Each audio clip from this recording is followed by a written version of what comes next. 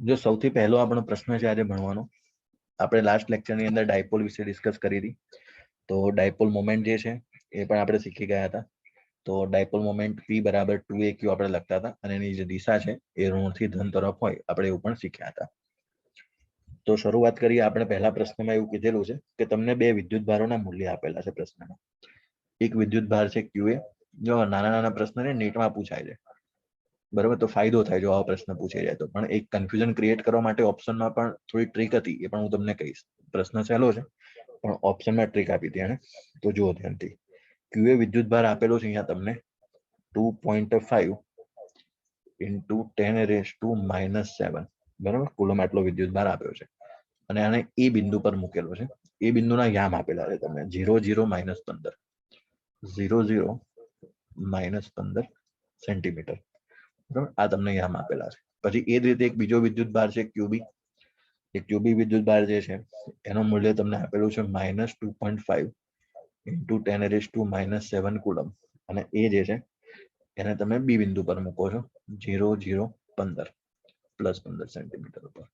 તો પ્રશ્ન એવો છે કે તમે આની ડાયપોલ મોમેન્ટ શોધો.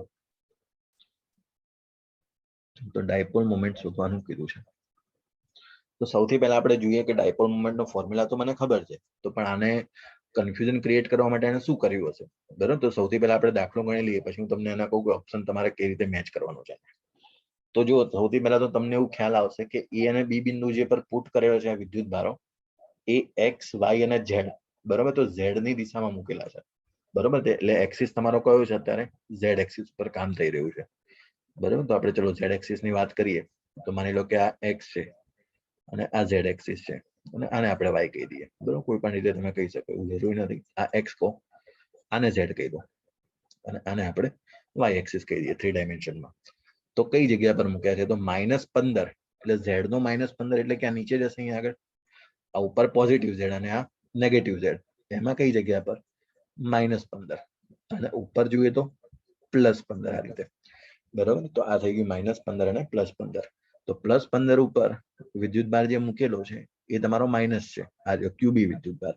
તો અહીંયા QB મૂક્યો છે અને અહીંયા આગળ QA મૂક્યો છે. અને પ્રશ્નમાં તમને પૂછ્યું છે કે ડાયપોલ મોમેન્ટ તમારે શોધવાની છે. તો બોલો, ડાયપોલ મોમેન્ટ નો આપણે કાલે ફોર્મ્યુલા ભણ્યા હતા, કોણ કહેશે? ડાયપોલ મોમેન્ટ નો ફોર્મ્યુલા P બરાબર 2aq. 2aq. તો P બરાબર 2aq આ ફોર્મ્યુલા છે, બરોબર. હવે આમાં જુઓ ધ્યાનથી, 2aq જે ફોર્મ્યુલા છે એમાં 2a શું હતું? તમારું ટોટલ સેપરેશન ડિસ્ટન્સ હતું, બરોબર, બે બિંદુવત વિદ્યુત ભારો વચ્ચેનું. તો તમે ઓરિજિન થી જોશો ને તો ઉપર 15 છે અને નીચે 15 છે. એનો મતલબ 2a બરાબર જે છે ને ટોટલ કેટલું થઈ જાય? 30 સેન્ટીમીટર, બરોબર. 2a બરાબર શું થઈ જાય? પેલું હતું ને મેં કીધું, સેન્ટર થી ડાબી બાજુ અને જમણી બાજુ, એટલે ટોટલ 2a, એટલે અહીંયા કેટલું થાય છે? 30 સેન્ટીમીટર. અને સેન્ટીમીટર ને આપણે શેમાં ફેરવવું પડશે? મીટર ની અંદર, એટલે 30 × 10⁻², ગુણ્યા વિદ્યુત ભાર. વિદ્યુત ભાર મેં તમને કીધો તો એમ કયો લેવાનો? પ્લસ વિદ્યુત ભાર લખી દેવાનો ત્યાં આગળ. તો આપણે ત્યાં આગળ લખી દઈશું 2.5 × 10⁻⁷. ચલો આને સોલ્વ કરો અને આન્સર કહો કેટલો આવે છે.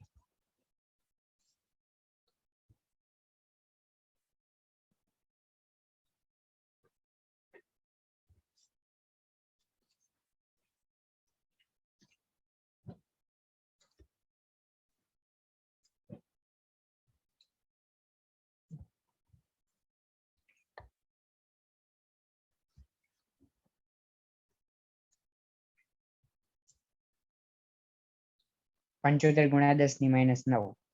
75 × 10⁻⁹. ઓકે, એટલે 7.5 × 10⁻8 હું લખી શકું, બરાબર. 7.8 × 10⁻8, બરાબર. અને એકમ જે છે એનો કુલમ ઇન્ટુ મીટર, બરાબર. હવે તમારો ઓપ્શન જોજો, અહીંયા ABCD ઓપ્શન આપ્યા છે.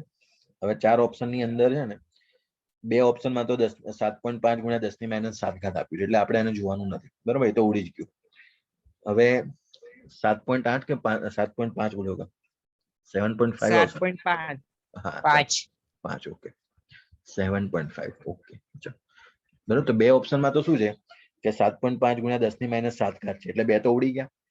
હવે 2 જગ્યા ઉપર એવું છે કે 7.5 × 10⁻8 2 ઓપ્શનમાં આપ્યા છે.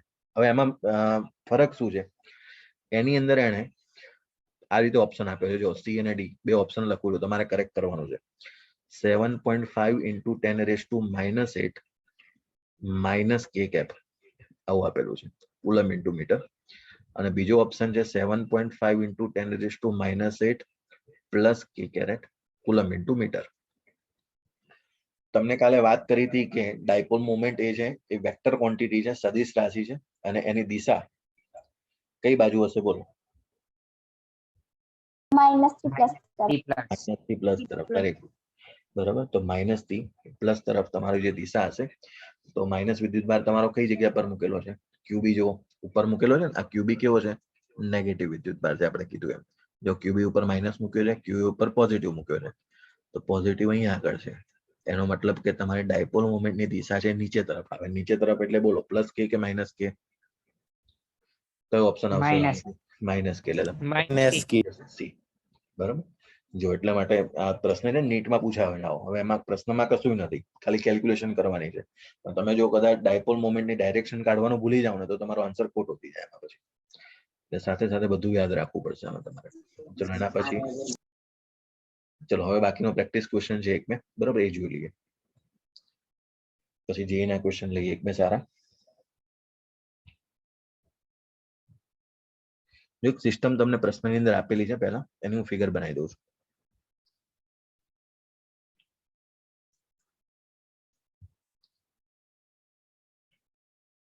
અહીંયા આગળ એમ કીધું છે કે આ બિંદુ પર અહીંયા એક વિદ્યુતભાર પડ્યો છે, અહીંયા એક વિદ્યુતભાર પડ્યો છે, અને આ સેન્ટર પર એક ઓરિજિન પર વિદ્યુતભાર પડ્યો છે. આ જે અંતર છે આ બંને વચ્ચેનું એ છે. આ બે વિદ્યુતભારો વચ્ચેનું અંતર પણ એ છે. અહીંયા જે વિદ્યુતભાર જે છે એ તમારો માઇનસ ક્યુ છે આ બિંદુ પર. અહીંયા આગળ જે વિદ્યુતભાર છે એ માઇનસ ક્યુ છે, અને સેન્ટર ઉપર જે મૂકેલો છે એ +2q વિદ્યુતભાર છે. બરાબર. નવો પ્રશ્ન જુઓ. અને પ્રશ્નમાં એવું કીધું છે કે તમારે આની ડાયપોલ મોમેન્ટ શોધવાની છે. તો તમે ડાયપોલ મોમેન્ટ શોધો.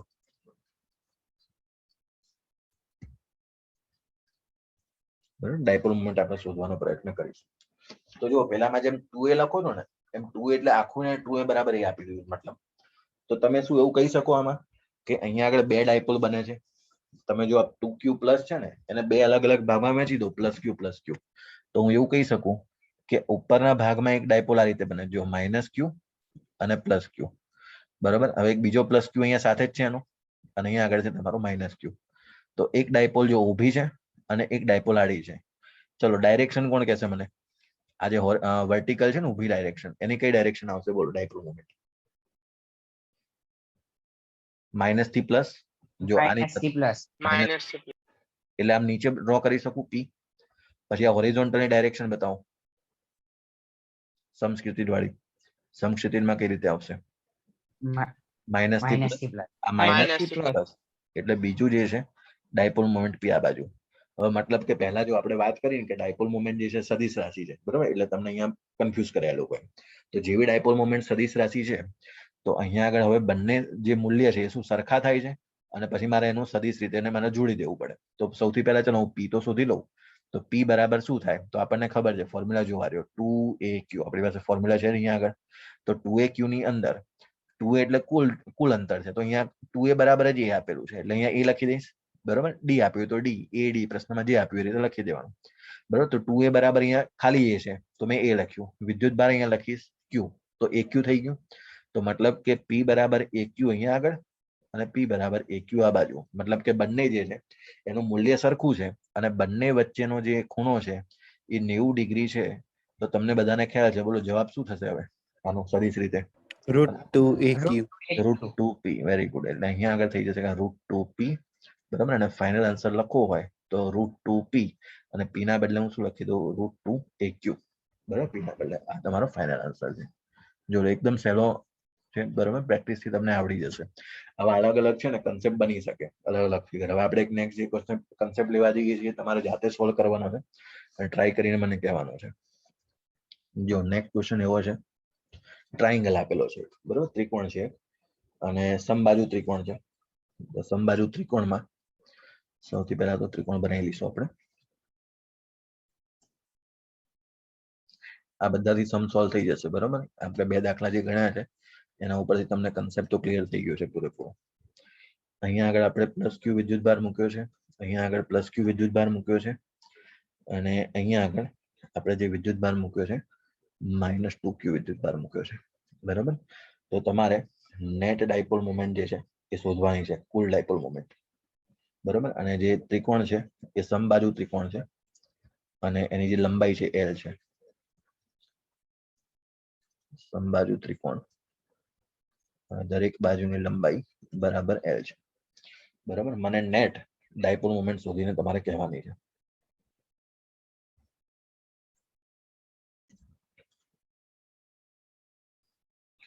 જો તમે અહીંયા આગળ જે -2q છે ને એને તમે બે માં સ્પ્લિટ કરી શકો, એને સ્પ્લિટ કરી દો બે માં. અહીંયા લખીશું -q અને -q. ચલો, આ જે -q અને +q, તો એની ડાયપોલ મોમેન્ટ p જે છે આ દિશામાં આવશે, આની ડાયપોલ મોમેન્ટ p આ દિશામાં આવશે. બંને વચ્ચે ખૂણો કેટલો છે? 60 ડિગ્રી. તો તમારી પાસે તો કન્ડિશન આવી થઈ ગઈ ને કે p આ બાજુ છે અને બીજો p આ બાજુ છે અને બંને વચ્ચેનો ખૂણો 60 ડિગ્રી. એનો મતલબ કે તમારો જે જવાબ છે એ √3p આવશે.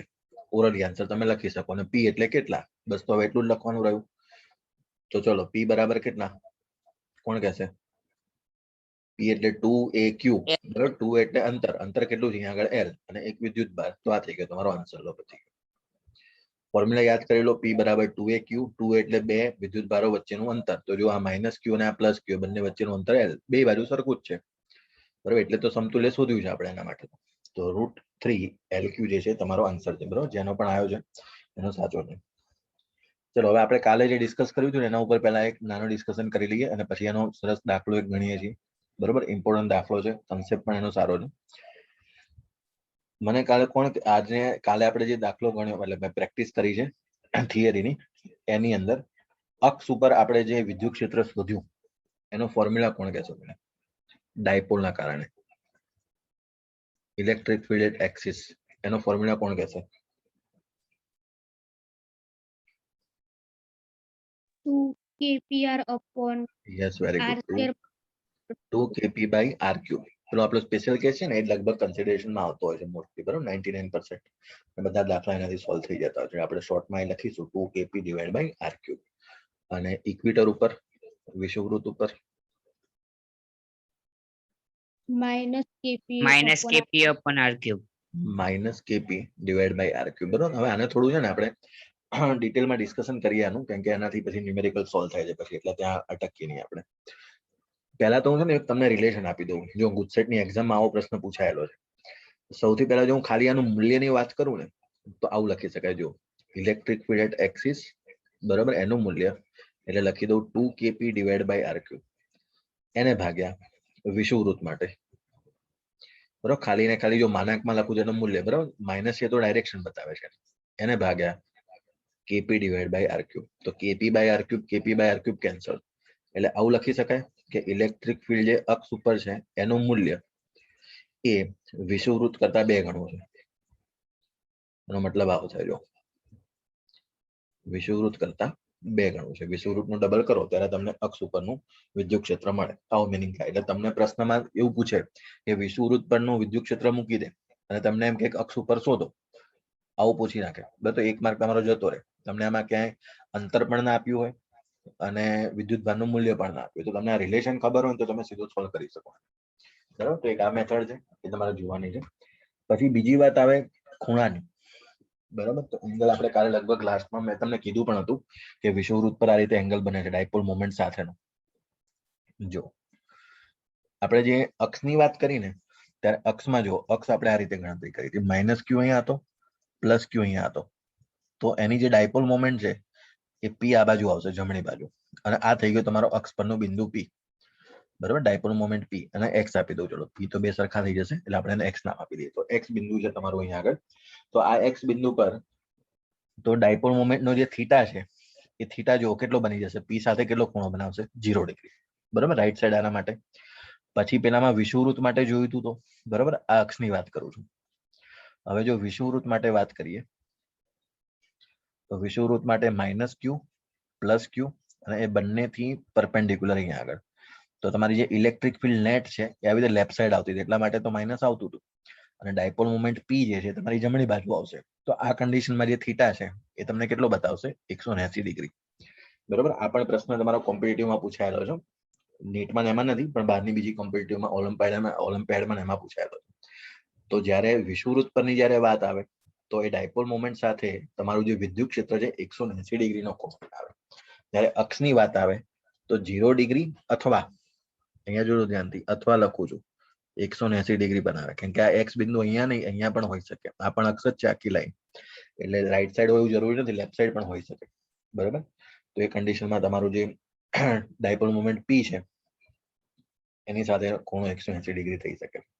એટલે બે કન્ડિશન છે એ તમારે બંને જોઈ લેવી એકવાર. ચલો હવે નેક્સ્ટ હવે જોઈએ જે મેઇન દાખલો છે. બરાબર. મેઇન આ વિષુવવૃત્ત વાળો પોઈન્ટ છે એને ફોકસ કરજો. બરાબર, કેમ કે એનો યુઝ આપવાનો છે અહીંયા આગળ. આ દાખલો સારો છે, JEE લેવલનો અને કન્સેપ્ચ્યુઅલ છે આખો દાખલો. જો પ્રશ્નની અંદર એવું કીધું છે કે what is the force on a dipole of a dipole moment P placed as shown in figure. એટલે મતલબ કે ફિગર બનાવી દઈએ સૌથી પહેલા તો. ક્વેશ્ચનમાં તમને ફિગર આપેલી છે.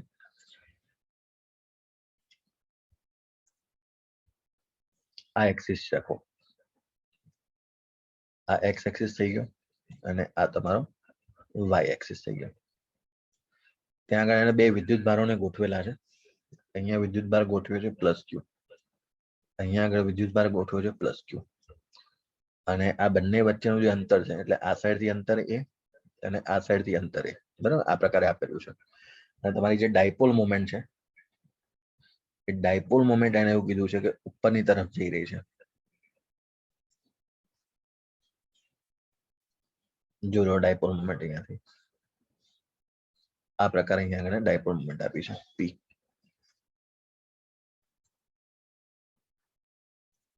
બરાબર, આ P ડાયપોલ મોમેન્ટ છે આ દિશામાં.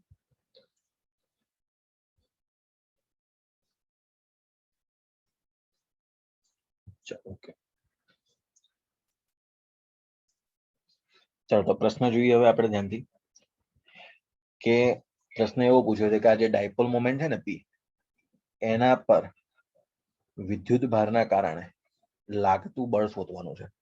વિદ્યુત ભારના કારણે લાગતું બળ શોધવાનું છે. બરાબર, ટિપિકલ પ્રશ્ન છે, થોડો અઘરો લાગશે. બરાબર, કન્સેપ્ટ હમણાં જોશો એટલે તમને આવડતો જશે, પછી એમાં કોઈ પ્રોબ્લેમ નથી, પણ એકવાર તમારે પ્રેક્ટિસ કરવી જરૂરી છે. તો સમજો ધ્યાનથી. ડાયપોલ મોમેન્ટ આ બાજુ છે, બળનું મૂલ્ય તમને ખબર છે F બરાબર QE. બરાબર, પ્રશ્ન અહીંયા ફરી વખત પ્રશ્ન લખી દઉં છું. વિદ્યુત ભારના કારણે, બંને વિદ્યુત ભારના કારણે, એટલે ટોટલ ડેફિનેટ શોધવાનો છે. વિદ્યુત ભારના કારણે ડાયપોલ મોમેન્ટ પર બળ કેટલું લાગશે. ડાયપોલ મોમેન્ટ પર લાગતું બળ શોધો. ચલો શરૂઆત કરીએ. હવે જોતા રહો ધ્યાનથી. બળ છે F બરાબર QE. એનો મતલબ કે Q વિદ્યુત ભાર તો છે, તો મારે શું જોઈશે? ઇલેક્ટ્રિક ફિલ્ડ જોઈશે. હવે હું શું કરું છું, સૌથી પહેલા તો એક ઊંધો ટ્રાય કરવાનો પ્રયત્ન કરું છું. કેમ કે પ્રોબ્લેમ શું થાય છે કે તમે વિદ્યુત ભારના કારણે ડાયપોલ મોમેન્ટ પર સીધું બળ શોધી શકો એમ છો નહીં. એટલે હું ન્યૂટનના ગતિનો ત્રીજો નિયમનો ઉપયોગ કરીશ અહીંયા આગળ.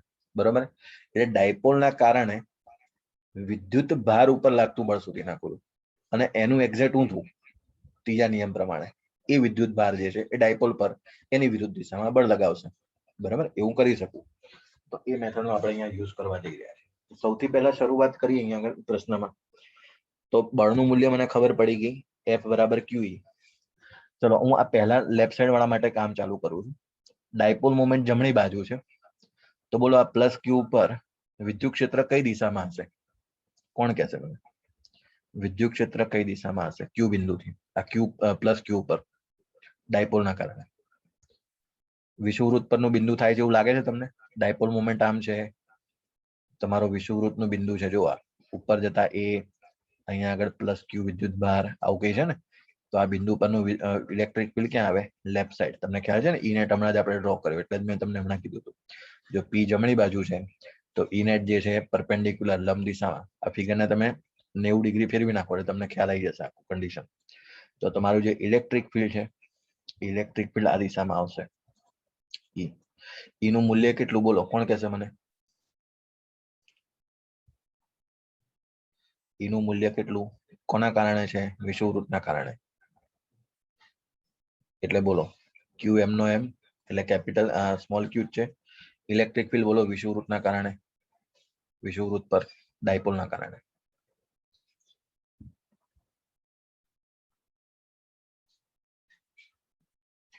KP by minus r cube. kp upon r cube. Very good. Minus kp upon r cube. Minus ની આપણે ખાલી મૂલ્ય, કારણ કે મેં તો ડાયરેક્શન તો બતાવી દીધી લેફ્ટ સાઈડ, એટલે હું લખી સીધો kp upon r cube. R એટલે કોણ છે અહીંયા? અંતર. લંબ અંતર કેટલું છે અહીંયા? એ જેટલું. પેલામાં આર હતું એના બદલે અહીંયા કોણ છે?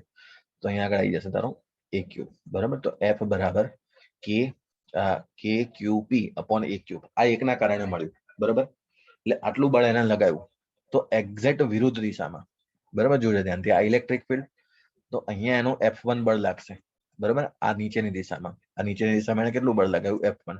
કેટલું લગાવ્યું? તો ક્યુ કે પી અપોન એ ક્યુબ. શું ન્યૂટનની ગતિના ત્રીજા નિયમ અનુસાર, બરાબર, અહીંયા લખી દઈએ છીએ, ન્યૂટનની ગતિના ત્રીજા નિયમ અનુસાર શું એક્ઝેક્ટ બળ ઊંધું F1 એ ડાયપોલ ઉપર લાગશે? કઈ દિશામાં? ઉપરની દિશામાં. જો એની વિરુદ્ધ દિશામાં એક્ઝેક્ટ. પેલો F1 નીચે લગાવશે, આ F1 ઉપર લગાવશે. બરાબર. એટલે મારે તો કોના ઉપર શોધવાનું હતું? ડાયપોલ મોમેન્ટ ઉપર શોધવાનું હતું. એટલે મને તો F1 ત્યાં મળી ગયો. શું આવું સેમ ફરી વખત તમે એવું કહી શકો છો કે આવું સેમ ટુ સેમ બળ F1 આ બાજુ પણ લાગે છે? બંને સરખા જ છે ને જો મૂલ્ય, એટલે F1 આ બાજુ લાગે છે. એનો મતલબ એના કારણે ડાયપોલ પર લાગતું બળ F1 ઉપર થઈ જશે આ રીતે. તો મારે Fnet શોધવાનું થાય તો Fnet બરાબર ટોટલ કેટલું લખાય બોલો?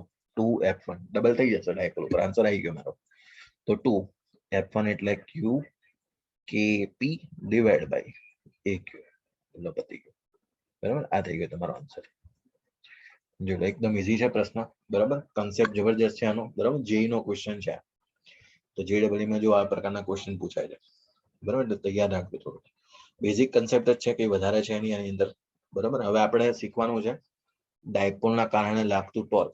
બાહ્ય વિદ્યુત ક્ષેત્રમાં જો ડાયપોલને પ્લેસ કરવામાં આવે, મૂકવામાં આવે, તો તેના પર લાગતું ટોર્ક અને એનું સૂત્રની તારવણી કરી લઈએ પહેલા. બરાબર. તારવણી તમારા સ્ટેટ બોર્ડની અંદર 2 માર્કમાં કદાચ પૂછી શકે, ઇમ્પોર્ટન્ટ લિસ્ટમાં પણ છે, તો એને પ્રિપેર કરી લેજો. બાકી આમાંથી પછી આપણે દાખલા શીખવાના છે.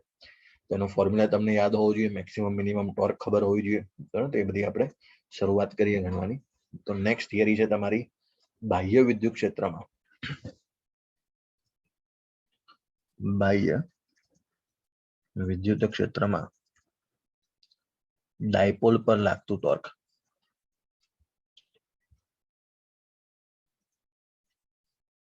ચલો શરૂઆત કરીએ આના માટે સોલ્વ કરવાની.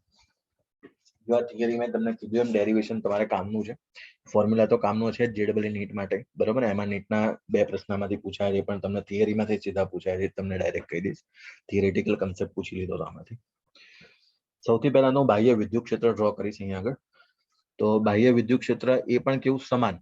બરાબર. એના 2 કેસ છે. બરાબર. તો પહેલો કેસ આપણે લઈએ છીએ સમાન વિદ્યુત ક્ષેત્ર. જો ધ્યાનથી અહીંયા આગળ હું 2 કન્ડિશન આમાં, સમાન વિદ્યુત ક્ષેત્રમાં પણ પાછા 2 કેસ છે. તો બંને કેસ હું તમને સમજાવી દઉં છું. અને કારણ કે નીટનો જે પ્રશ્ન છે ને એનાથી સોલ્વ થશે. બંને કેસ તમારે સમજવા પડશે. થિયરેટિકલ કોન્સેપ્ટ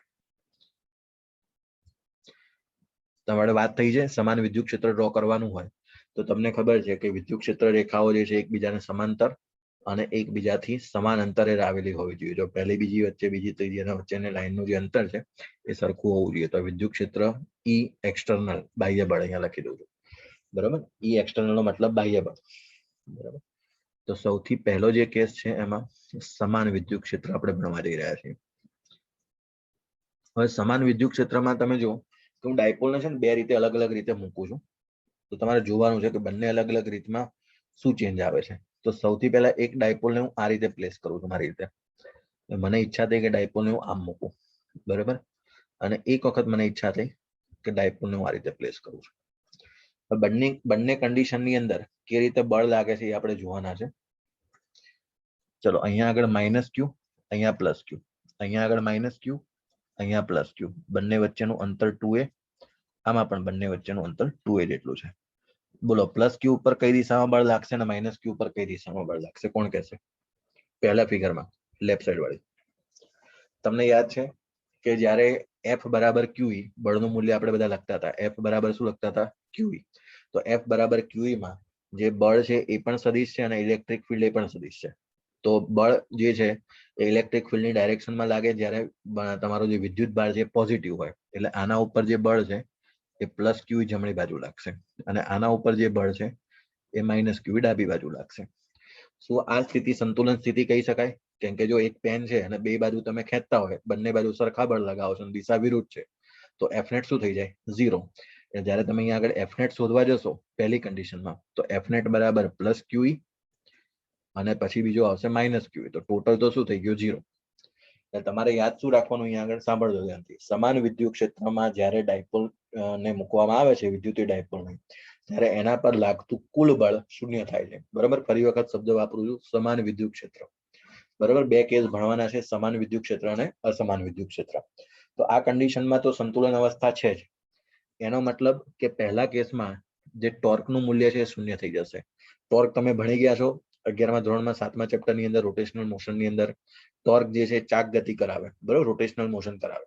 તો આ તો જે છે એ તમે ડાબી બાજુ જમણી બાજુ ગતિ કરવાનું જ નથી સર્ક્યુલર આખું રાઉન્ડ ફરવાનું, કશું થવાનું છે જ નહીં.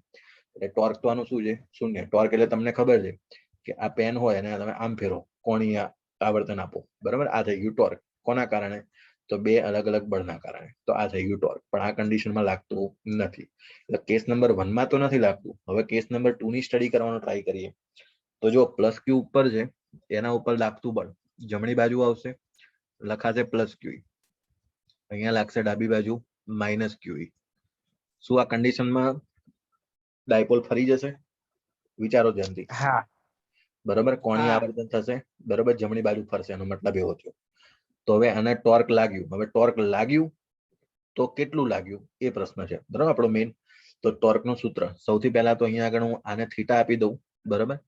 આ થીટા હોય તો તમને ખબર છે આ પણ થીટા થશે. એનું લંબ અંતર શોધી લઈએ આપણે. તો આ થીટા, તો આ 2a, તો સામેની બાજુ શું કહેવાશે? બોલો. 2a sin થીટા લખી દેવાય, બરાબર? સામેની આખી બાજુ શું થઈ જશે? 2a sin theta. ટોર્કનું સૂત્ર કોઈને યાદ હોય તો બોલ. 11મા ધોરણમાં ભણી ગયા છે આપણે. ટોર્ક બરાબર શું લખાય? બોલો. કોઈને સૂત્ર યાદ છે ટોર્કનું? બળ ગુણ્યા લંબ અંતર. બળ ગુણ્યા લંબ અંતર. બળ ગુણ્યા લંબ અંતર. બસ એનાથી તમારો આન્સર આવી જશે. બળ ગુણ્યા લંબ અંતર. મારે કયું કોઈ પણ એક બળ લખવાનું છે તો હું બળ લખીશ ત્યાં આગળ QE, બરાબર? Fnet નથી અહીંયા આગળ. બળ ગુણ્યા લંબ અંતરમાં તમારો Fnet નથી. ફરી વખત કહું છું, એ ખાસ યાદ રાખજો. અને લંબ અંતર કોની વચ્ચેનું? તો બે બળો વચ્ચેનું. તો અહીંયા બે બળો વચ્ચેનું લંબ અંતર કેટલું છે? 2a sin થીટા, બરાબર? તો અહીંયા લખી દઈશું આપણે 2a sin થીટા. હવે શું અહીંયા P ની અંદર સેટ થશે કઈ? વિચારો તો. શોર્ટ કરવું છે થોડું આને. તો આ ટોર્ક બરાબર શું લખી શકાય? બોલો. 2aq એટલે હું P લખી દઉં ત્યાં આગળ. તો અહીંયા લખાશે PE sin થીટા, બરાબર? અને sin થીટા હોય એટલે કયો પ્રોડક્ટ આવે? ડોટ પ્રોડક્ટ આવે કે ક્રોસ પ્રોડક્ટ આવશે? બોલો. PE છે. આ તો ટોર્ક છે ને સદિશ, બરાબર? Cross product. ડોટ સાઇન નક્કી નહીં, કોસ વખતે આવે. ડોટ પ્રોડક્ટમાં કોસ થીટા હોય. A ડોટ B એટલે AB કોસ થીટા અને A ક્રોસ B એટલે AB સાઇન થીટા. એટલે ટોર્ક બરાબર, જો આ અદિશ છે, બરાબર? આ તમે શેમાં દર્શાવ્યું છે? અદિશમાં. અને સદિશમાં હું લખીશ ટોર્ક બરાબર P ક્રોસ E, બરાબર? આ છે તમારું સદિશ. તો આ થઈ ગયું તમારું P ક્રોસ E, બરાબર? તો આ થઈ ગઈ તમારી બાહ્ય વિદ્યુત ક્ષેત્રમાં ડાયપોલ પર લાગતું ટોર્ક. શું આમાં એવું કહી શકું કે પહેલા કેસની અંદર તો ટોર્ક લાગ્યું નહીં, બીજા કેસમાં ટોર્ક લાગ્યું? તો આના માટે જો મારે લખવું હોય તો એક સ્ટાર કરીને લખીશ અહીંયા આગળ કે Fnet જે છે એના બરાબર શૂન્ય થશે હંમેશા. પણ ટોર્ક જે છે એ શૂન્ય થાય અથવા ન થાય, બંને કેસ થાય, બરાબર? એ કેમનું ખબર પડે કે થાય અથવા તો ન થાય? એ તમે ડાયપોલને કઈ રીતે પ્લેસ કરો છો એના ઉપર ડિપેન્ડ છે. જો પહેલી કન્ડિશનમાં મેં આવી રીતે મૂક્યું હોત તો એમાં તો ટોર્ક લાગતું નહોતું, બીજી કન્ડિશનમાં લાગ્યું, બરાબર? તો Fnet ઓલવેઝ 0 અને torque May B 0 or not. લાગે પણ ખરું અને ના પણ લાગે. તો કોના ઉપર ડિપેન્ડ છે? તો એ હંમેશા તમે ડાયપોલને કઈ રીતે વિદ્યુત ક્ષેત્રમાં મૂકો છો એના ઉપર આધાર રાખે છે. એ તમારે જોવાનું છે.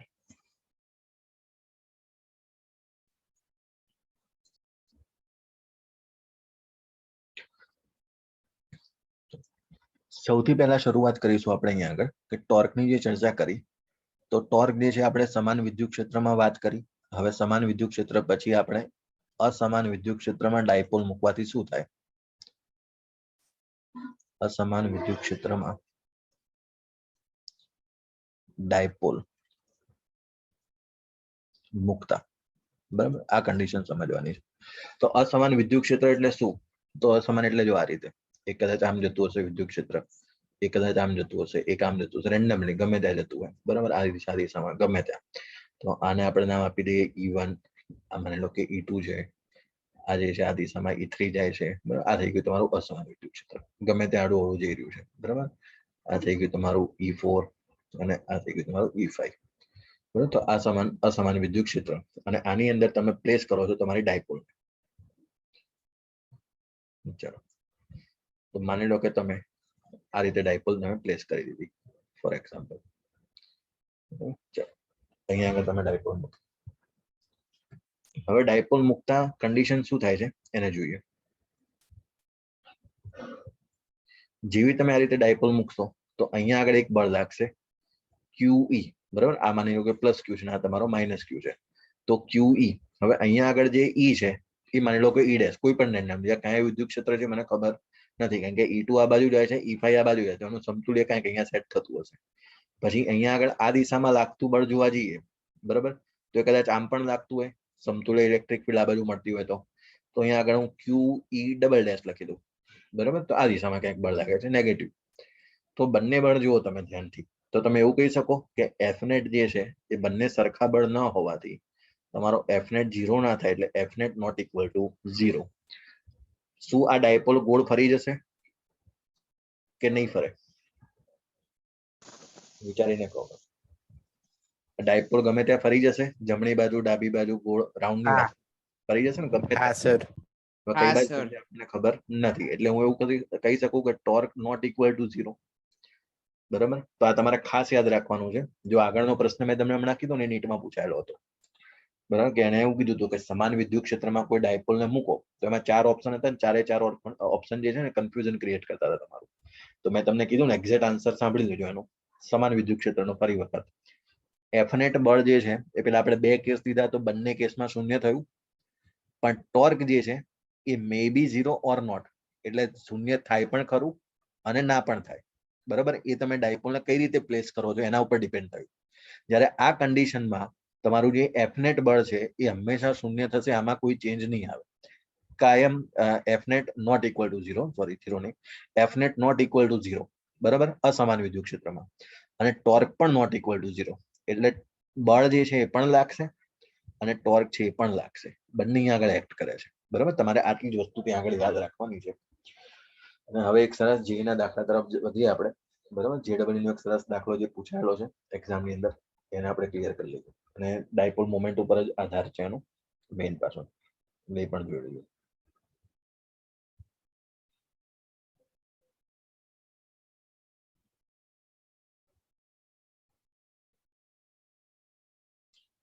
એક મિનિટ, ક્વેશ્ચન તમને સ્ક્રીન ઉપર આપી દઉં.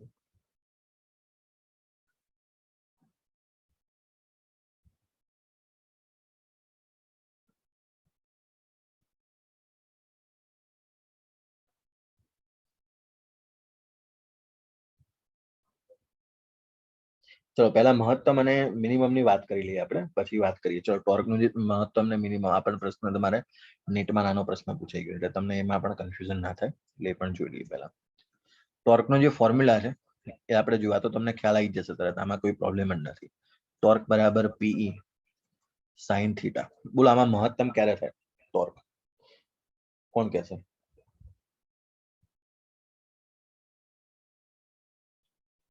Torque 90 degree. Very good. આમાં તમને પેલો પણ ખ્યાલ હશે, આપણે જે મેઇન ફોર્મ્યુલા લખ્યો હતો કે ટોર્ક બરાબર P ક્રોસ E, આ સદિશ સ્વરૂપે લખ્યો. તો આ થીટા કોની વચ્ચેનો ખૂણો છે? તો થીટા એ, સમજો ધ્યાનથી, થીટા એ P અને E વચ્ચેનો ખૂણો છે, બરાબર. તો આ કન્ડિશન તમને ખ્યાલ હોવી જોઈએ કે થીટા જો 90 ડિગ્રી થઈ જાય ત્યારે જે ટોર્ક જે છે તમને મેક્સિમમ મહત્તમ મળી જશે, તેનું મૂલ્ય શું થઈ જશે? P થઈ જશે, બરાબર. ચલો તમને બધાને ખ્યાલ છે. પછી ચલો લઘુત્તમ ક્યારે થશે? મિનિમમ માટેની કન્ડિશન કોણ કહેશે મને? મિનિમમ ક્યારે થાય ટોર્ક?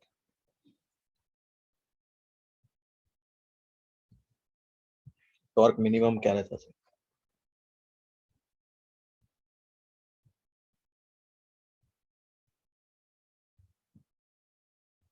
મિનિમમ 0 હોય કે -1 હોય?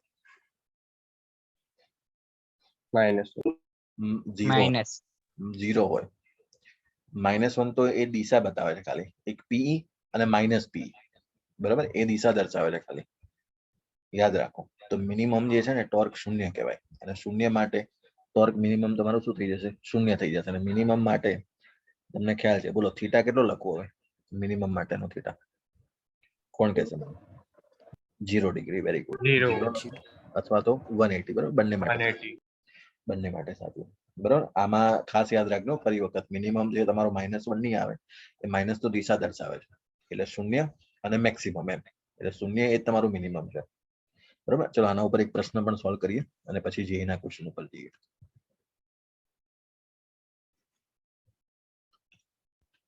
અને તમારે જાતે ટ્રાય કરવો હોય તો પણ તમને ટાઈમ આપું છું સોલ્વ કરવા માટે. જો પ્રશ્ન એવું કીધું છે અહીંયા આગળ, એક મિનિટ,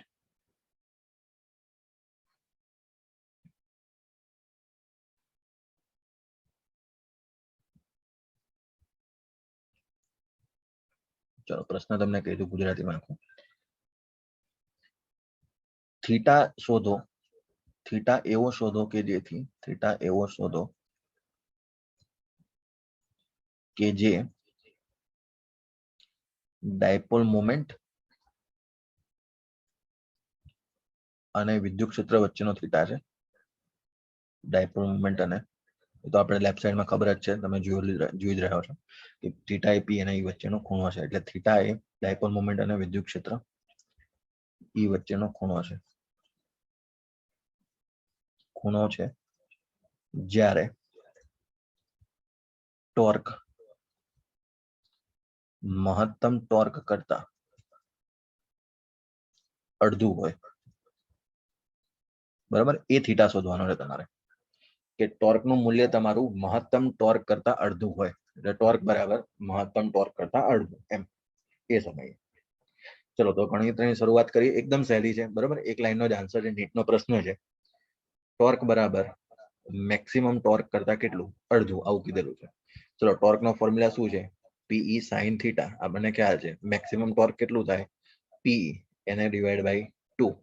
ચલો પીઈ કેન્સલ, એટલે સાઇન થીટા બરાબર 1/2. બોલો થીટા બરાબર કેટલા? દાખલો પૂરો. 30 ડિગ્રી. 30 ડિગ્રી. 30. એકદમ સહેલો પ્રશ્ન છે, જો, બરાબર. એટલે આપણને મેક્સિમમ મિનિમમ ની વેલ્યુઝ ની બધી ખ્યાલ હોવી જોઈએ એના માટે.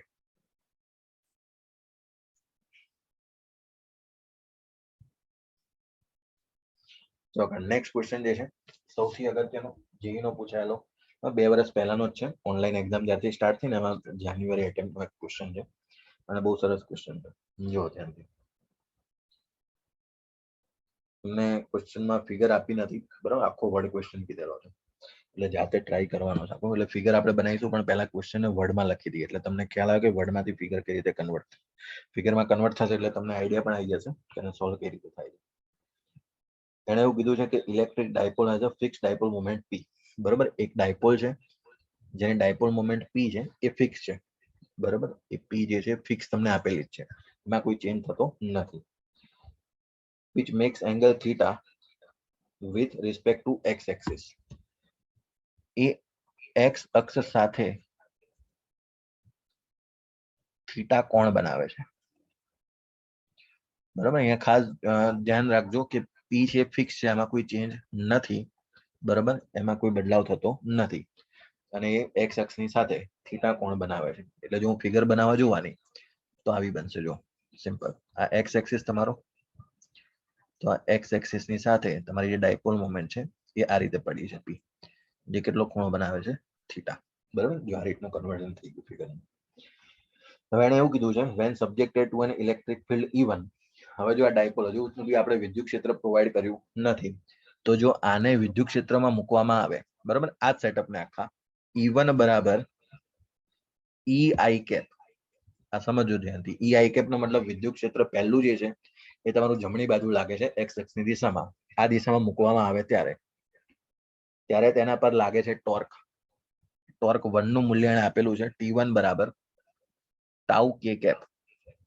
બરાબર, ટાઉ કે કેપ આ રીતે. બરાબર, IJK ના ફોર્મમાં છે એટલે ખાસ જોજો અહીંયા આગળ. પછી વાત આવશે, એને એવું કીધું છે when subjected to the another electric field. હવે જો બીજા વિદ્યુત ક્ષેત્રમાં મૂકવામાં આવે, બીજું વિદ્યુત ક્ષેત્ર E2 બરાબર √3 E1 J કેપ. બરાબર, કન્ફ્યુઝન અહીંયા થશે હવે સીધું. ત્યારે તેના પર લાગતું ટોર્ક T2 બરાબર -T1 થાય છે. તો થીટા શોધો. પ્રશ્ન એવો છે. બરાબર, પ્રશ્ન સહેલો છે, મજા આવશે સોલ્વ કરવાની. તો થીટા શોધવાનો છે. બરાબર, ફિગર થોડી નીચે લઈ લઉં છું કેમ કે ફિગર ની અંદર થોડું કામ બાકી છે કે બંને ઇલેક્ટ્રિક ફિલ્ડ ની અંદર વારા પડતી આપણે મૂકીશું એને પણ. ચલો શરૂઆત કરીએ.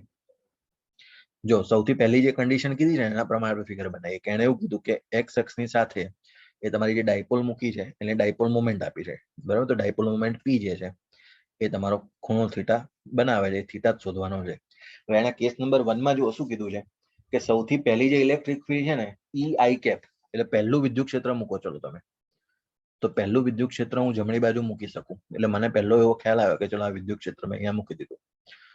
આ વિદ્યુત ક્ષેત્ર E1 બરાબર શું છે EI કેપ. I કેપ ઉપરથી મને ખબર પડી કે એક્સ એક્સિસ ઉપર મેં એને મૂકેલું છે. બરાબર, ચલો તો એ પણ કામ થઈ ગયું. આના ઉપર લાગતું ટોર્ક ટાઉ કે કેપ. કોણ કહેશે આના ઉપર લાગતું ટોર્ક શું લખાશે? બોલો, PE sin થીટા લખાશે? કશું જ કરવાનું નથી. PE sin થીટા એ કયું છે? ટોર્ક 1. બરાબર, અહીંયા જેમ કે ટોર્ક માટે T1 શબ્દ વાપર્યો છે અને T1 બરાબર ટાઉ. બરાબર, આ T1 શબ્દ વાપર્યો છે. T1 બરાબર ટાઉ બરાબર PE sin theta k cap. બરાબર, કે કેપ ના ફોર્મમાં છે, મતલબ એની ડાયરેક્શનમાં છે. બરાબર, કદાચ ડાયરેક્શન તમે ખાલી મેગ્નિટ્યુડ સરખાવશો ને તો એ તમારો જવાબ આવી જશે, કોઈ પ્રોબ્લેમ નથી આમાં. પછી વાત આવે સેકન્ડ ઇલેક્ટ્રિક ફિલ્ડ પુટ કરીએ છીએ. જો સેકન્ડ ઇલેક્ટ્રિક ફિલ્ડ એને શું કીધી છે એના ઉપર કે E2 બરાબર √3 E1 J કેપ. જે કેપ નો મતલબ એવો થાય કે બીજું જે વિદ્યુત ક્ષેત્ર છે પરપેન્ડિક્યુલર આ રીતે લંબ દિશામાં મૂકવાનું છે તમારે. તો આ થઈ ગયું તમારું E2. E2 નું મૂલ્ય પણ આપ્યું છે √3 E1. E1 એટલે કોણ છે? E. જો કન્ફ્યુઝન ક્યાં થયું તમારું? √3 E1. E1 કોણ છે? E પોતે છે. એટલે √3 E અને જે કેપ એટલે y ડાયરેક્શનમાં છે. બરોબર, તો આના માટે લાગતું ટોર્ક જે T2 છે એ માઇનસ ટાઈમ્સ T1 જેટલું થાય છે. બરાબર, તો હવે તમારે થીટા શોધવાનો છે. તો ચલો શરૂઆત કરીએ. બોલો, ટોર્ક 2 જે છે એ મારે લખવાનું થાય T2. ખૂણો કેટલો થશે મને કોણ કહેશે? ડાયપોલ સાથે વિદ્યુત ક્ષેત્ર E2 નો ખૂણો કેટલો થશે? એ જ મેઇન પ્રશ્ન છે અહીંયા આગળ. બાકી સોલ્વ થઈ ગયો આખો ક્વેશ્ચન તમારો. કેટલો ખૂણો થશે? બોલો, 90 - થીટા થશે. બીજો ખૂણો, પહેલો ખૂણો તો કેટલો છે? થીટા. આ કોની સાથે? એક્સ એક્સિસ સાથે. ટોર્કના સૂત્રમાં PE sin થીટામાં થીટા કોણ છે? P અને E વચ્ચેનો. તો E2 માટે જ્યારે ટોર્ક બીજું લાગશે ત્યારે T2 લખવાનો થાય ત્યારે મારે ફોર્મ્યુલા બનશે PE sin 90 - થીટા લખવો પડશે કેમ કે ત્યાં આગળ ખૂણો 90 - થીટા છે P અને E વચ્ચેનો. સેકન્ડ માટે જો, બરોબર, તો PE sin 90 - થીટા એટલે થઈ જશે મારા માટે PE cos થીટા. એટલે આ થઈ ગયું તમારું T2. બરાબર, અને જો આના પ્રમાણે પ્રશ્નમાં એને કીધું જ છે T2 બરાબર -T1. તો જો હું ડાયરેક્ટ સરખાવા જઉં એને, બરોબર, ખાલી મેગ્નિટ્યુડ, તો T2 બરાબર T1 આ મેગ્નિટ્યુડ બંને સરખાઈ દઈએ તો જો ધ્યાનથી PE sin થીટા બરાબર PE કેટલા થઈ જશે અહીંયા આગળ? અને √3 બાકી રહી ગયું ને, √3 E1. આમાં E ના બદલે આ જે E2 છે ને, E2 ની કિંમત મૂકવાની બાકી રહી ગઈ ખાલી. એ કરેક્ટ કરી લેજો થોડી. બરાબર, E2 બરાબર √3 આપેલું છે તમને, તો એની સાથે જ મૂકી દઈએ એટલે વાંધો ના આવે. ચલો એક સ્ટેપ ઓછું પણ થઈ જાય સાથે. ચલો T2 બરાબર PE sin થીટા એટલે PE એટલે કેટલા? √3 E અને પેલું હતું તમારું sin 90 - થીટા એટલે એ થઈ ગયું cos થીટા. એટલે આવું લખી શકાય √3 PE cos થીટા. બરાબર, એટલે √3 PE, છૂટું છૂટું લખીએ થોડું એટલે ભેગું થઈ જશે. √3 PE cos થીટા. દાખલો પતી ગયો. થીટા શોધવાનો છે.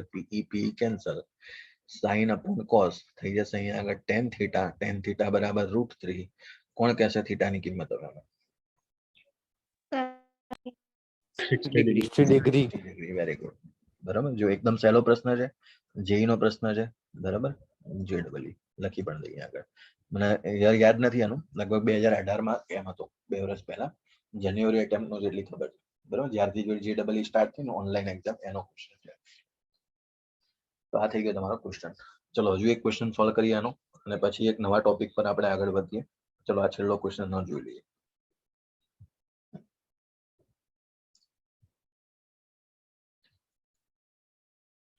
જો નેક્સ્ટ ક્વેશ્ચન એવો છે કે just at a moment that the dipole is released from the rest, જો ડાયપોલ ને છોડી દેવામાં આવે તો find the angular acceleration alpha. Alpha શોધવાનું છે. આકૃતિ વાળો પ્રશ્ન છે. જો આ રીતે વિદ્યુત ક્ષેત્રની અંદર મૂકવામાં આવેલું છે ડાયપોલ ને તમારી. આ તમારું વિદ્યુત ક્ષેત્ર. વિદ્યુત ક્ષેત્ર આ દિશામાં છે આ પ્રકારે, અને એની અંદર તમે પ્લેસ કરી છે તમારી ડાયપોલને આ પ્રકારે. ડાયપોલને પહેલા કરી છે ફિક્સ. બરાબર, આ છે તમારો પ્લસ ક્યુ, આ થઈ જશે તમારું માઇનસ ક્યુ, અને બંને વચ્ચેનું જે અંતર છે એ સેન્ટર થી LL. બરાબર, પ્રશ્નમાં હું આપ્યું છે 2LM ટોટલ આ પ્રકારે. બરાબર, અને પછી એને છોડી દેવામાં આવે છે. ખૂણો પણ આપેલો છે અહીંયા આગળ, એ જે ખૂણો છે 30 ડિગ્રીનો ખૂણો બનાવે છે પ્રશ્નમાં, એવું પણ એને કીધેલું છે. તો શરૂઆત કરીએ. પ્રશ્નમાં એવું કીધું છે કે જો આ પહેલા ફિક્સ હતી, બરાબર, ડાયપોલને પકડી રાખી હતી કોઈએ, અને પછી જો એને છોડી દેવામાં આવે એટલે કે રિલીઝ. બરાબર, તો જો એને છોડી દેવામાં આવે, રિલીઝ કરવામાં આવે, તો એ જે છે એ થીટા ખૂણે ફરી જશે આ દિશામાં, અને ફરશે એટલે એને કોણીય પ્રવેગ લાગશે. કોણીય પ્રવેગનું મૂલ્ય શોધવાનું છે. પ્રશ્ન આવો છે. બરાબર, તો કોણીય પ્રવેગનું મૂલ્ય શોધીએ, અને બંને બાજુ વિદ્યુત ભારો છે માઇનસ ક્યુ અને પ્લસ ક્યુ, એના દળ આપેલા છે. આ બાજુ દળ M છે અને આ બાજુ પણ દળ M છે. બરાબર, M દળનો વિદ્યુત ભાર છે.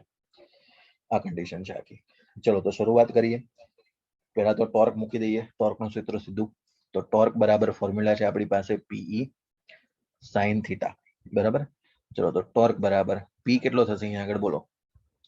2AQ ફોર્મ્યુલા, એટલે 2A એટલે કોણ થઈ જશે? 2L, પછી Q, પછી ઇલેક્ટ્રિક ફિલ્ડ તો એમની એમ, sin થીટા એટલે કેટલા? તો sin 30. બરાબર, આ બધી વેલ્યુ તો આપી છે. sin 30 તમને ખબર છે, sin 30 નું મૂલ્ય કેટલું? 1/2. 1/2. 1/2 થી 2 કેન્સલ, એટલે QEL આટલું વધશે ને, ખાલી QEL વધશે તમારી પાસે. બરાબર, તો આ ટોર્ક જે છે એ ટોર્ક નું બીજું કોઈ સૂત્ર યાદ હોય તો, જે આલ્ફા સાથે સંકળાયેલું હોય, કોઈને યાદ છે? જે આલ્ફા સાથે સંકળાયેલું છે.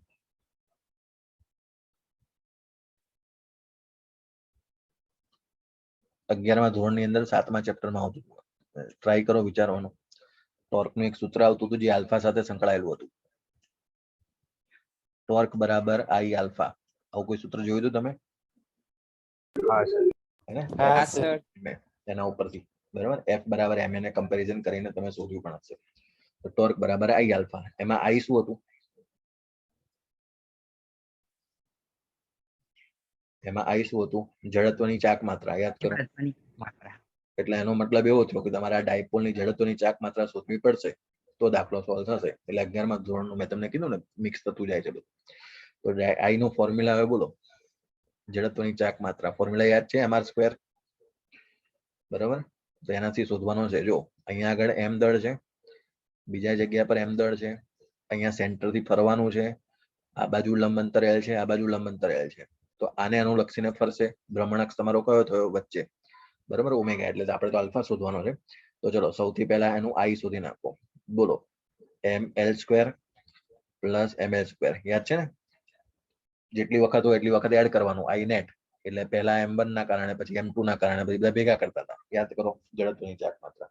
એટલે ml² પ્લસ ml², એટલે ટોટલ કેટલા થઈ ગયા?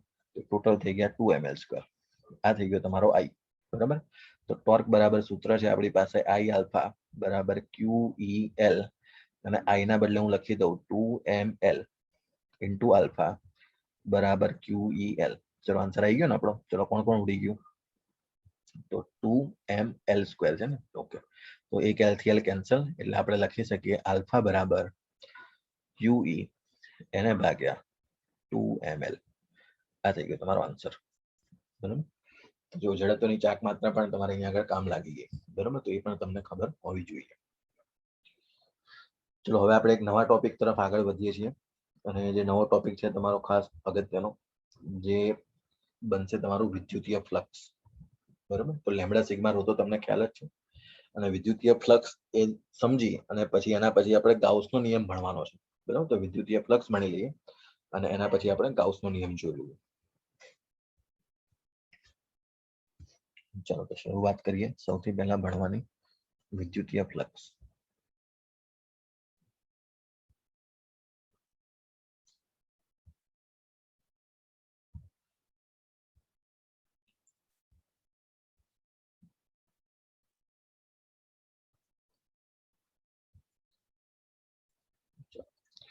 તો વિદ્યુતીય ફ્લક્સ આપણે ભણતા પહેલા હું તમને એક નાની બીજી વાત કરી લઉં કે ક્ષેત્રફળ સદિશની ચર્ચા કરી લઈએ આપણે. બરાબર, તમારો જે ક્ષેત્રફળ છે એ સદિશ છે, તો એ સદિશ રાશિ કઈ રીતે છે એનો પ્રકાર આપણે સમજી લઈએ, કારણ કે આને આગળ યુઝ કરવાનો છે આની અંદર ફ્લક્સ ભણવા માટે. તો ક્ષેત્રફળ જે છે એ તમે હવે ભણશો કે ક્ષેત્રફળ તમારી સદિશ રાશિ છે. બરાબર, કદાચ આપણે 11માં એક જગ્યા પર યુઝ પણ કરેલો છે એનો. તો ક્ષેત્રફળ જે છે એ સદિશ રાશિ છે. અત્યાર સુધી તમે એવું 9મા 10મા સુધી એવું હતું કે ક્ષેત્રફળ જે છે એ તમારી અદિશ રાશિ, પણ ના, એ સદિશ રાશિ. તો સદિશ રાશિ હોય તો મૂલ્ય તો તમને ખબર છે, મૂલ્ય કાઢવામાં કોઈ પ્રોબ્લેમ નથી. તો એની દિશા શોધવો અહીંયા મેઇન પ્રશ્ન છે કે ડાયરેક્શન કઈ રીતે શોધવી. તો ડાયરેક્શન શોધવા માટે જુઓ ધ્યાનથી, એના બે કેસ થશે. એક તો તમારું જે ક્ષેત્રફળ છે ને બે પ્રકારે આવે, એક તો ઓપન એરિયા હોય અને બીજો ક્લોઝ એરિયા હોય. બરાબર, તો ઓપન એરિયા કઈ રીતે અને ક્લોઝ એરિયામાં બંને આપણે શોધવાનું કઈ રીતે. તો સૌથી પહેલા ઓપન એરિયા માટે હું જો એક તમને પ્લેટ આપીશ, માની લો કે તમારી સ્ક્વેર પ્લેટ છે કોઈ, બરાબર, તો આ સમતલ થઈ ગયું, એટલે કે 2 ડાયમેન્શન ઓબ્જેક્ટ હોય એટલે એને હંમેશા ક્ષેત્રફળ હોય. તો આનો ક્ષેત્રફળ સદિશ મારે કઈ રીતે ડ્રો કરવું, તો આનો ક્ષેત્રફળ સદિશ હંમેશા તમારી સપાટીને લંબ દિશામાં, બરાબર, સપાટીને લંબ દિશામાં હંમેશા ડ્રો કરવું. જોડો તો સપાટીને લંબ આનો ક્ષેત્રફળ સદિશ એરિયા વેક્ટર ઉપર આવશે. બરાબર, બંને ડાયરેક્શનમાં ડ્રો થઈ શકે, ઉપર અને નીચે બંને બાજુ. એટલે એવું નથી કે ઉપર ડ્રો કર્યો એટલે ઉપર જ, નીચે પણ થઈ શકે. તો ઉપર અને નીચે બંને બાજુ સપાટીને લંબ દિશામાં તમે ડ્રો કરી શકો છો. આ ઓપન સરફેસ એરિયા થઈ ગયો. પ્લેટ ગોળ હોય, રાઉન્ડ હોય તો પાઈ r સ્ક્વેર, પણ એની દિશા ઉપર, અહીંયા આગળ l લંબાઈનું છે તો l સ્ક્વેર. બરાબર, પ્લેટ તમારી, તો એરિયા વેક્ટરનો ઉપર આ પ્રકારે. હવે ક્લોઝ સરફેસ હોય ત્યારે શું કરવાનું, તો ક્લોઝ સરફેસ માટે ખાસ જોજો તમે, અહીંયા આપણે ક્યુબ લઈએ છીએ, ક્યુબનું એક્ઝામ્પલ આવતું હોય છે. બરાબર, ગાઉસ લો ની અંદર આપણે યુઝ પણ કરીશું એને, અને એના દાખલા પણ પૂછાયેલા છે. એટલે જ્યારે આ થઈ ગઈ તમારો close surface area. Close surface એટલે જુઓ તમે, આમાં ટોટલ તમારી 4, એટલે આ બાજુ આગળ પાછળ ઉપર નીચે ચોરસ ચોરસ દેખાય છે બધા, એ પ્લેટ જ થઈ ગઈ એક પ્રકારની. તો જો આમાં મેં તમને શું કીધું, સપાટીને લંબ બંને દિશામાં થાય ને, પણ જ્યારે આવી કન્ડિશન આવે, ક્લોઝ સરફેસ આવે, ત્યારે તમારું ક્ષેત્રફળ સદિશ હંમેશા સપાટીને લંબ તો ખરો જ, પણ ફક્ત ને ફક્ત બહારની દિશામાં દર્શાવો. બરોબર, આમાં પછી આ એરિયા વેક્ટર અંદર ના નાખો. કેમ કે ક્લોઝ સરફેસ છે, ક્લોઝ સરફેસમાં હંમેશા બહારની દિશામાં, એટલે આ સપાટીને ગણો તો અહીંયા ઉપરની તરફ આવશે જો એરિયા વેક્ટર. પછી આ બાજુની સપાટી ગણીશ તો અહીંયાથી એરિયા વેક્ટર આ બાજુ બહાર. આ સપાટીને જોવા જઈશ તો એરિયા વેક્ટર અહીંયાથી બહાર. બરોબર, આમાં હું બે ડાયરેક્શન પોસિબલ નથી. તો ક્ષેત્રફળ સદિશ હંમેશા સપાટીને લંબ બહારની દિશામાં ક્લોઝ સરફેસ માટે. બરોબર, તો આ પ્રકારે. પછી સોલિડ સ્ફિયર, નક્કર ગોળો જ્યારે આવશે ને ત્યારે એમાં પણ તમારે 3 ડાયમેન્શન ઓબ્જેક્ટ છે, પણ નાનું ક્ષેત્રફળ સદિશ એમાં તમે લો નાનો ટુકડો, તો એ તો એરિયા થયો એનો. તો એ સપાટીની લંબ બહારની દિશામાં હંમેશા આવશે, કેમ કે ત્યાં આગળ પણ આપણે વિદ્યુત ક્ષેત્ર અને ક્ષેત્રફળ વચ્ચેનો, બરોબર, એ બંને વચ્ચેનો ખૂણો જોવાનો છે, એટલે ત્યાં પણ તમારે મેન્શન કરવો પડશે આને. તો ચલો હવે શરૂઆત કરીએ. ક્ષેત્રફળ સદિશ તો આપણને ખ્યાલ આવી ગયો, તો હવે વિદ્યુતીય ફ્લક્સ તરફ આગળ વધી.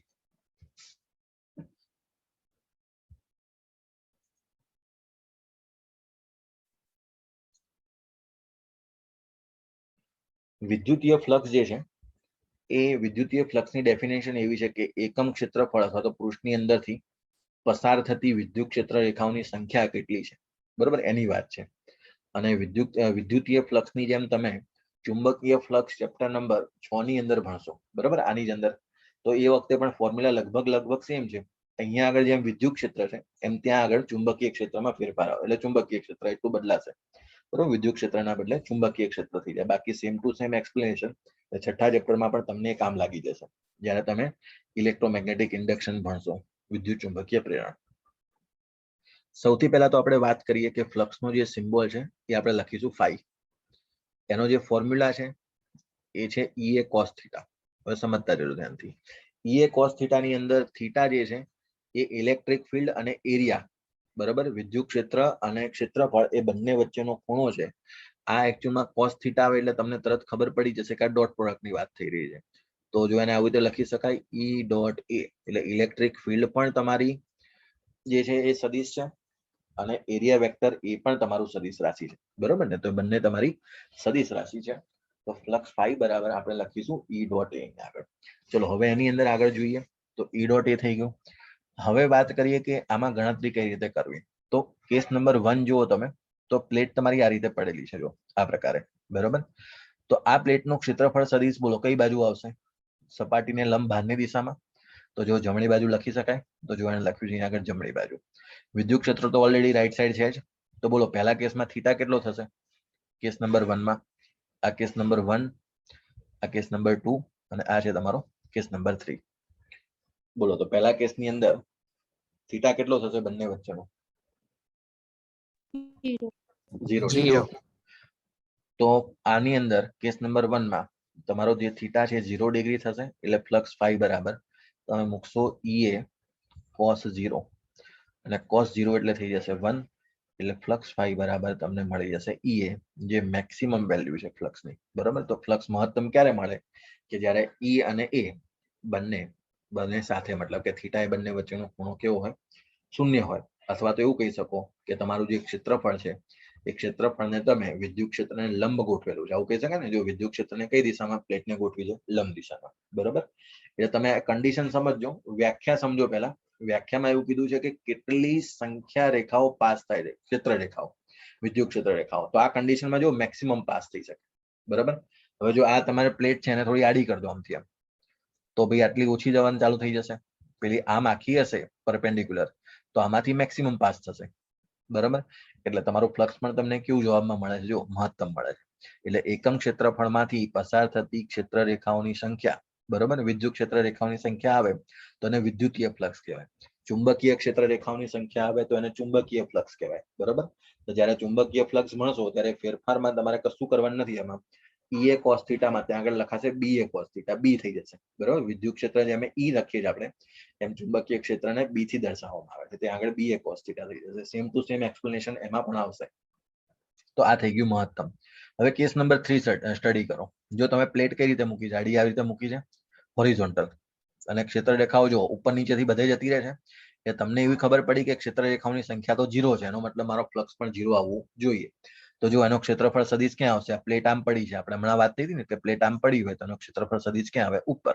તો જો એનો ક્ષેત્રફળ સદિશ ઉપર, વિદ્યુત ક્ષેત્ર જમણી બાજુ, એટલે થીટા કેટલો બનાવશે અહીંયા આગળ? 90 ડિગ્રી. એટલે તમે ફ્લક્સ લખવા જશો તો ફ્લક્સ લખશો તમે અહીંયા આગળ ઈ એ cos 90, બરાબર. cos 90 થઈ જશે 0 એટલે ફ્લક્સ થઈ ગયું શૂન્ય. અને ફ્લક્સ શૂન્યનો મતલબ એવો થાય કે આમાંથી પસાર થતી ક્ષેત્ર રેખાઓ જે છે એ કુલ ક્ષેત્ર રેખાઓની સંખ્યા જ અહીંયા શૂન્ય થઈ ગઈ છે. એનો મિનિંગ જ આવો થઈ જાય, બરોબર.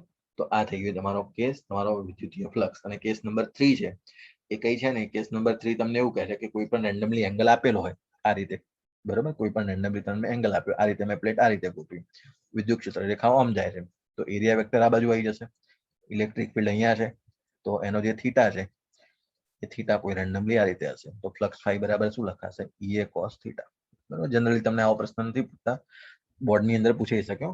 એરિયાનું મૂલ્ય આપ્યું એટલે કે સર્કલ આપેલું હોય તો તમારે પાઈ આર સ્ક્વેર લખવાનું, સ્ક્વેર પ્લેટ આપી તો લંબાઈનો વર્ગ કરી દેવાનો, ઇલેક્ટ્રિક ફિલ્ડ આપ્યું થીટા આપી દીધો, તો તમે ફોર્મ્યુલા મૂકી અને સીધું કેલ્ક્યુલેટરથી ગણતરી કરી લો, બરાબર. તો બોર્ડની લેવલની અંદર આવા ક્વેશ્ચન પૂછાય છે એમસીક્યુ, તો તમારે એક સીધો ફોર્મ્યુલા યુઝ કરીને ગણાવી દેવાનો. તો થીટા બરાબર 90, ફ્લક્સ ફાઈ બરાબર 0, બરાબર. એટલે કે આ જે છે એ તમને મિનિમમ વેલ્યુ આપે છે. આનો મિનિંગ એવો થયો. તો મિનિમમ જે છે એ થીટા 90 ડિગ્રી હોય ત્યારે મળે. આ પણ યાદ રાખજો એમસીક્યુ માટે, બરાબર. રેન્ડમલી કોઈ પણ થીટા આપ્યો હોય તો આ છે તમારું વિદ્યુતીય ફ્લક્સ. હવે એક બે ક્વેશ્ચન જોવા છે આપણે વિદ્યુતીય ફ્લક્સ ઉપર, બરાબર. તો એના ઉપર વધીએ આગળ. આનો એસએસ લઈ લો એક મિનિટ. ઓકે, ચલો.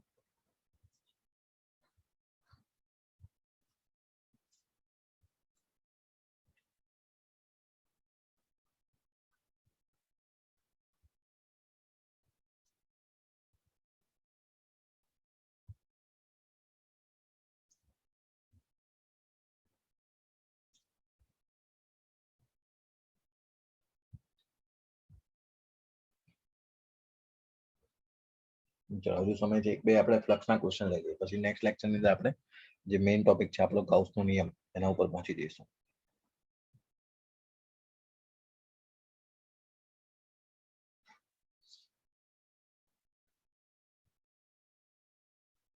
ચલો શરૂઆત કરીએ. સહેલા ક્વેશ્ચન થી ફ્લક્સ શોધવાનો છે. તમને પ્રશ્નની અંદર અહીંયા આગળ આપેલું છે કોઈ સર્કલ, બરોબર, પ્લેટ આપી છે, સર્ક્યુલર પ્લેટ આ પ્રકારે. એની જે ત્રિજ્યા છે તમને આપેલી છે r ત્રિજ્યા, અને એનું જે વિદ્યુત ક્ષેત્ર છે એ વિદ્યુત ક્ષેત્ર એની સાથે 30 ડિગ્રીનો ખૂણો બનાવે છે આ પ્રકારે. વિદ્યુત ક્ષેત્ર આ દિશામાં છે, વિદ્યુત ક્ષેત્ર E, અને આ જે વિદ્યુત ક્ષેત્ર એની સાથે થીટા બરાબર બનાવે છે 30 ડિગ્રી. તો તમને પ્રશ્ન એવો છે કે આના માટે તમે ફ્લક્સ શોધો, બરાબર. એટલે વિદ્યુત ક્ષેત્ર લાઈન આવી ઘણી બધી હોય, પણ થીટા જે છે તમારો ત્યાં આગળ આ રીતે 30 ડિગ્રી હોરિઝોન્ટલ સાથે બનાવે છે, બરાબર. તો તમારે વિદ્યુતીય ફ્લક્સ અહીંયા આગળ શોધવાનું છે, બરાબર. તો ચલો શરૂઆત કરીએ. કોણ કહેશે આનો ક્ષેત્રફળ સદિશ કઈ બાજુ ડ્રો કરું? સૌથી પહેલા તો ક્ષેત્રફળ સદિશ કઈ બાજુ ડ્રો થશે? આનો ઉપરની તરફ. perpendicular to the surface, upward direction. Very good. સીધું ઉપરની તરફ, બરાબર. તો થઈ ગયું જો આ રીતે. ખૂણો કેટલો? આ થઈ ગયો એરિયા વેક્ટર. તમારો ફ્લક્સનો જે ફોર્મ્યુલા છે phi બરાબર EA cos થીટા, એમાં તમને યાદ હોવું જોઈએ થીટા જે છે ઇલેક્ટ્રિક ફિલ્ડ અને એરિયા વેક્ટર વચ્ચેનો ખૂણો છે. તો બોલો કેટલો થશે E અને A વચ્ચેનો ખૂણો? 60 ડિગ્રી. બરાબર. જો અહીંયા પ્રોબ્લેમ હતો, બાકી તો સોલ્યુશન આવી ગયું તમારું, બરાબર. ઇલેક્ટ્રિક ફિલ્ડ એમની એમ. બોલો એરિયા કેટલો લખું? એરિયા કેટલો લખીશ બોલો? 5r². અને પછી આવશે cos 60, બરાબર. cos 60 ની વેલ્યુ તમારી 1/2, બરાબર. તો ત્યાં આગળ પુટ કરી દો 1/2, એટલે તમારો ફાઇનલ આન્સર આવી જશે 1/2 E into pi r square. પતી ગયો દાખલો, બરાબર. આવા MCQ નાના નાના પૂછાય તો તમને ફાયદો થાય.